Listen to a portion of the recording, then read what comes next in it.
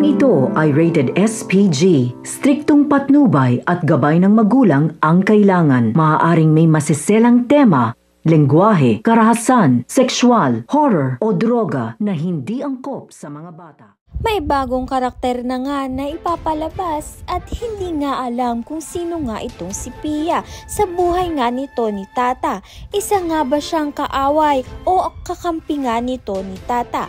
At may posibilidad nga rin na triplets nga ang anak nga nito ni Carmen dahil magkakamukha nga itong si Venice, Tata at ito ngang bagong karakter na si Pia. Kaya naman nga't malilito nga itong si Francis sa kanilang tatlo. Samantalang sino nga ba talaga ang totoong nawawalang anak nga nito ni Sergov?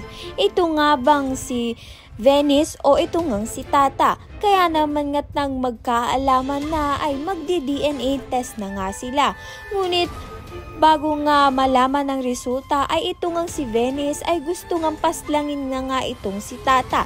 Dahil alam naman nga ni Venice ang katotohanan na si Tata nga ang nawawalang anak nga nito ni Sergov.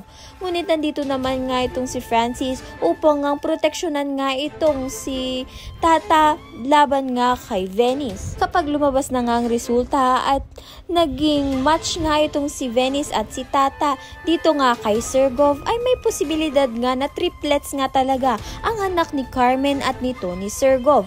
Dahil bago pa nga mabuntis ito ngang si Carmen ay iniwan na nga siya noon ni Sergov. Kaya naman hindi nga alam kung iisa lang ba ang anak nga nito ni Sergov dito nga kay Carmen. At baka dahil nga ay triplets nga ang anak nga nito ni Carmen kaya na pumanaw nga siya ng maaga dahil nga ay hindi niya nga kinaya ang panganganak. Ayan nga ang pakakaabangan natin. Maraming salamat sa iyong panonood.